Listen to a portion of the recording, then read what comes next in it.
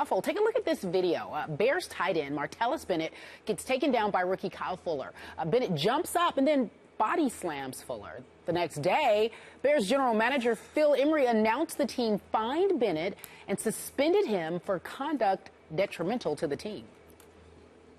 I play hard. I go hard every single day. I'm probably one of the most violent people on the field. And that's just my style of play. That's how I'm gonna play. I'm gonna continue to play the way I play, and that's what I'm here for. I'm not really here to, everybody talk about friendships. We're really all preparing for a championship. We make friends along the way. That's cool.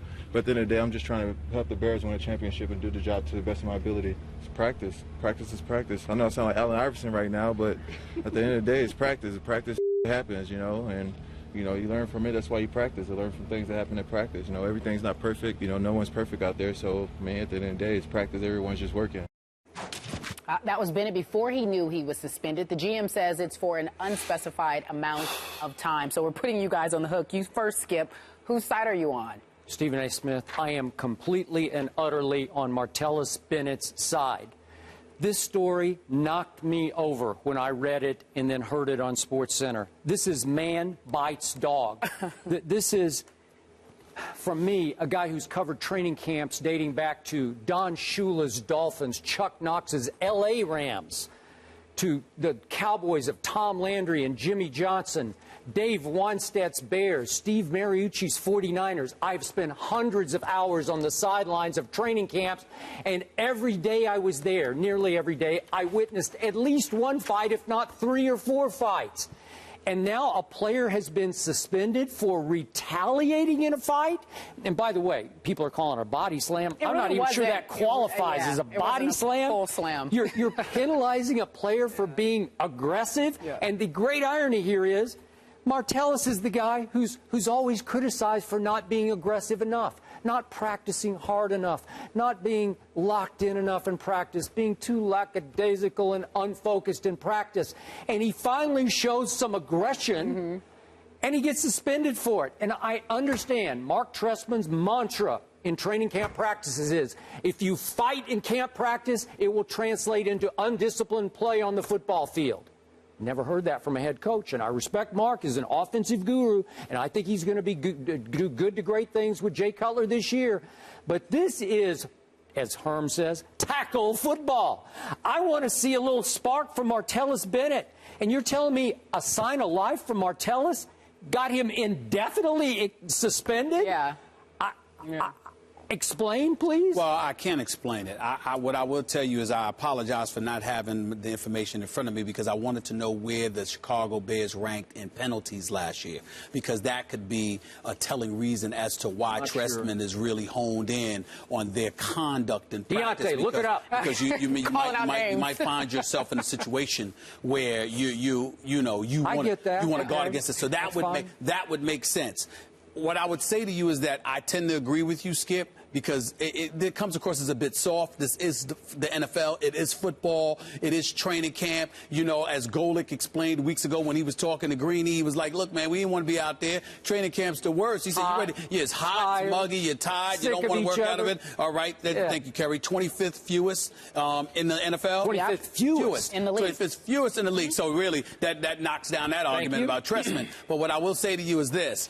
It's important, while I tend to agree with you, and I think that this is much ado about nothing, and the Chicago Bears have some nerves coming across as this soft. Let them go at it together. Let them be physical. Let them, as long as they don't really hurt anybody, because you need those bodies out on the field.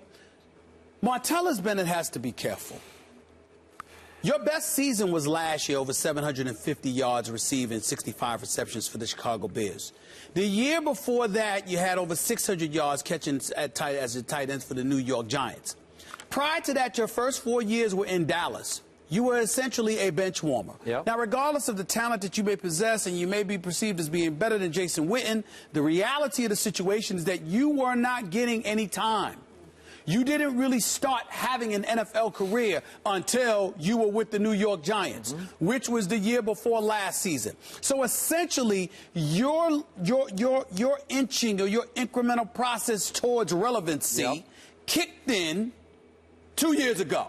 So basically, you're a novice. 2 years in the NFL, this is who you are. And I'm not questioning Martellus Bennett's talent at all. Remember, I like the kid. You do. I think he can ball, okay? And I love seeing him as a tight end for the Chicago Bears, just like I love seeing him for the tight end for the New York Giants.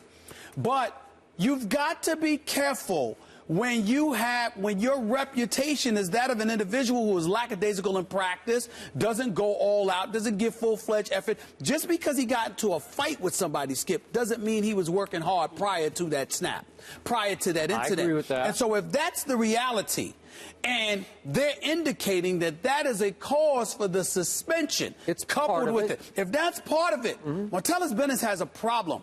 Because if the NFL can do without marquee stars, it can certainly do without you.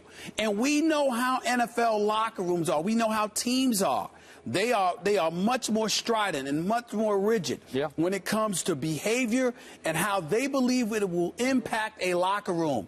Martellus Bennett, I'm warning you. Be careful, because this is step one towards them pushing you out the door, and ultimately you finding it very difficult to find a job in the future. Okay, and tellingly, to your point, every teammate was against him. Nobody rushed to his defense. They were all on Trestman's side. They were all on Kyle Fuller's side, the rookie he went after, the kid from Virginia Tech who was drafted in the first round. But was it yesterday I sat back listening to Jerry Jones rave about that kid J.J. Wilcox for the Cowboys, who got into it with Dez Bryant on the practice field, and Jerry was raving. Those are the quickest fists I've ever seen in a camp fight. And Jerry loved it, but most coaches love it. They like it. Which is why I raise the red flag and say we have to monitor Martellus Bennett, because this is something coaches usually love and players usually love. Why are they all hating on you, Martellus? That doesn't make sense. The first time ever, I must admit, I felt a little sorry for Martellus. It just felt wrong to me. Yeah, he's got to be careful, though. I read in the Chicago Tribune that Brandon Marshall, one of his closest friends, also not on his side during that fight, and it got really uncomfortable. We will see what happens.